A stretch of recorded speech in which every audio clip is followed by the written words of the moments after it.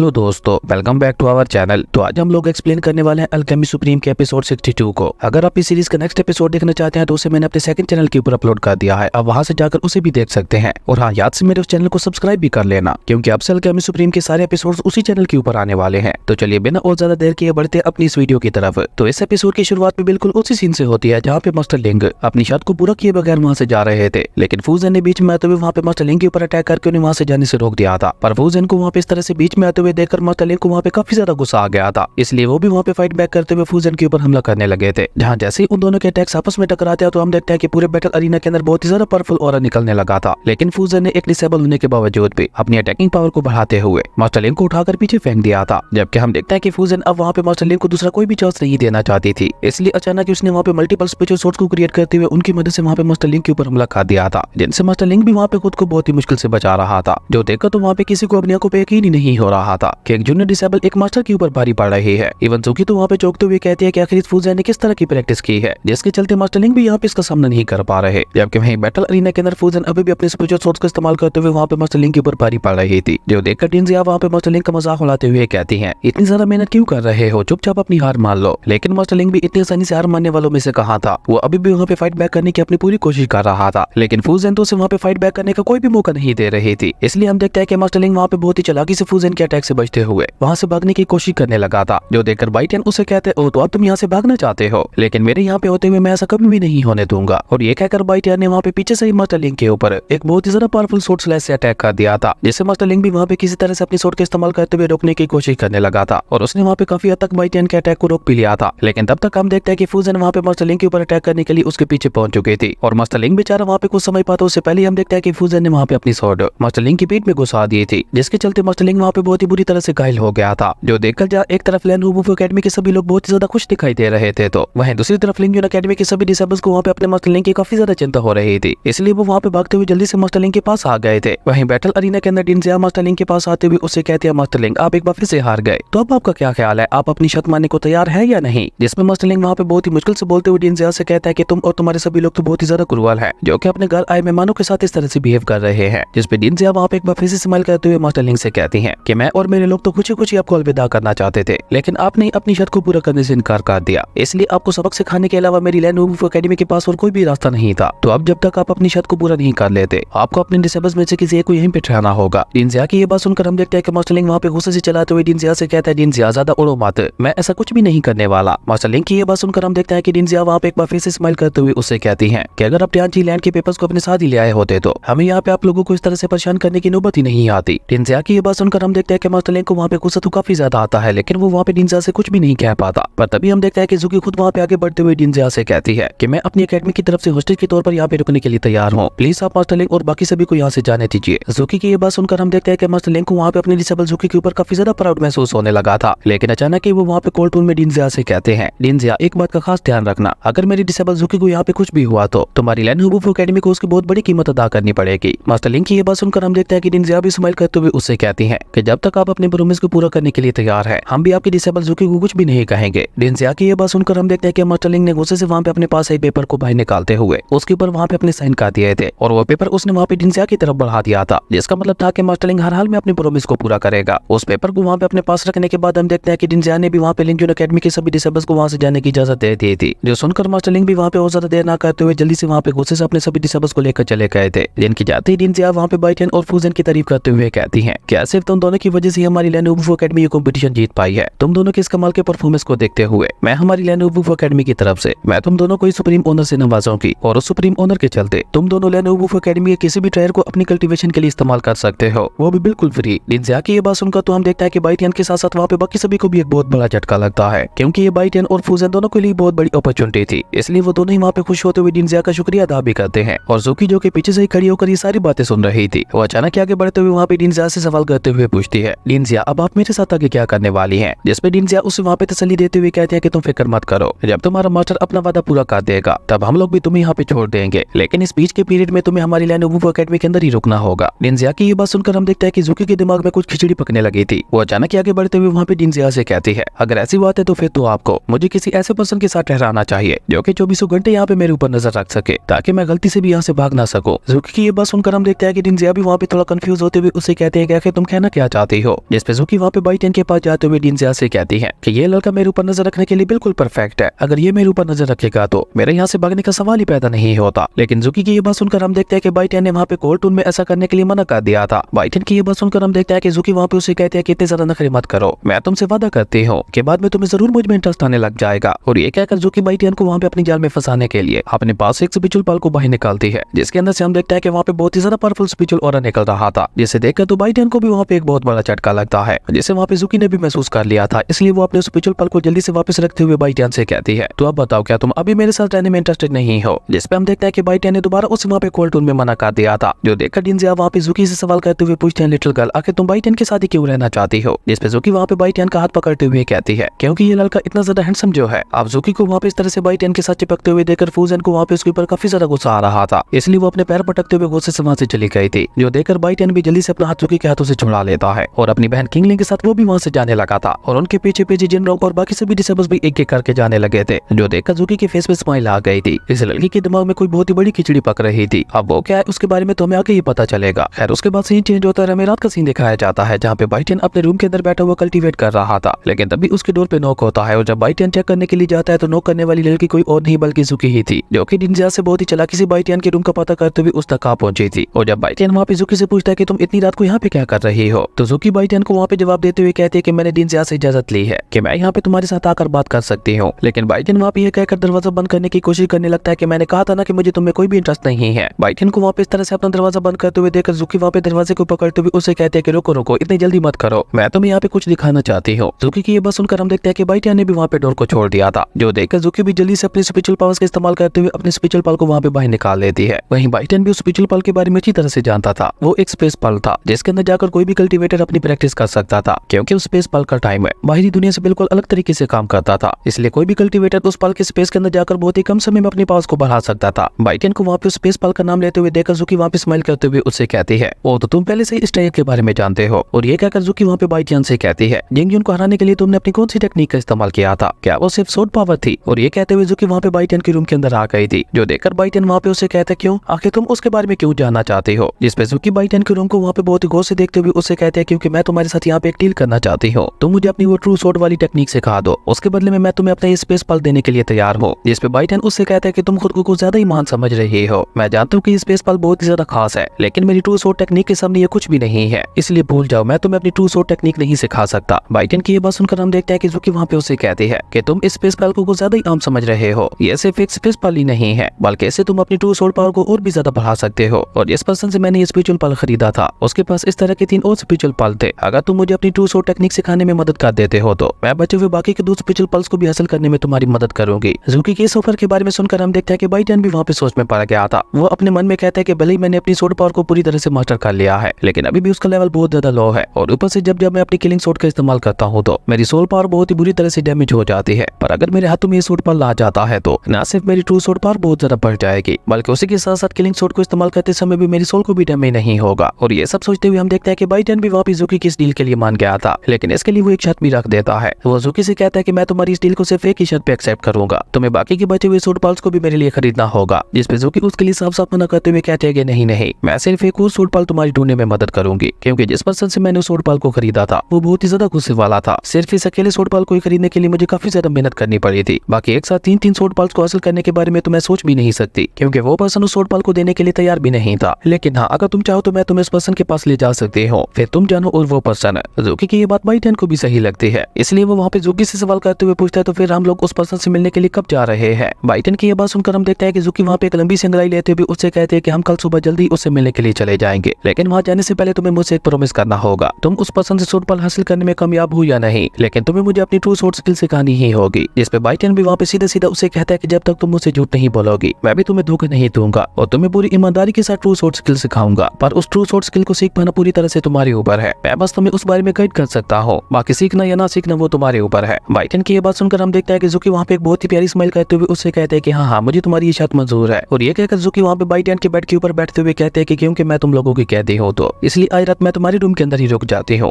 क्योंकि अगर मैं यहाँ से भाग गई तो फिर तो तुम लोगों का बहुत ज्यादा नुकसान हो जाएगा। हालांकि बाइटेन उसे अपने रूम के अंदर सोने देना तो नहीं चाहता था, लेकिन वो उसे कहता है कि तुम अपने स्पिरिचुअल पल को मुझे दे दो, मैं उसे अच्छी तरह से चेक कर लेता हूँ, तब तक तुम यहाँ पे मेरे रूम के अंदर रुक कर ही आराम कर सकते हो। बाइटेन की ये बात सुनकर हम देखते हैं कि जुकी ने भी चुपचाप वहाँ पे उस सोटपाल को बाहर निकालते हुए उसे वहाँ पे बाइटियन को दे दिया था और खुद वो वहाँ पे बाइटियन के बेड के ऊपर लेटते हुए बाइटियन को वहाँ पे टीज करने की कोशिश करने लगी थी। लेकिन हम देखते हैं कि बाइटियन उसे वहाँ पे इग्नोर करते हुए उस सोटपाल को चेक करने के लिए वहाँ से चला गया था। और इसी कमाल के सीन के साथ हमारी अमेजिंग एपिसोड यहीं पे खत्म हो जाता है। दोस्तों अगर आपको ये वीडियो अच्छी लगी तो लाइक कर दें और अगर चैनल पे नए आए तो सब्सक्राइब करते जाना। तो मिलता है कि न्यू वीडियो में, तब तक के लिए बाय।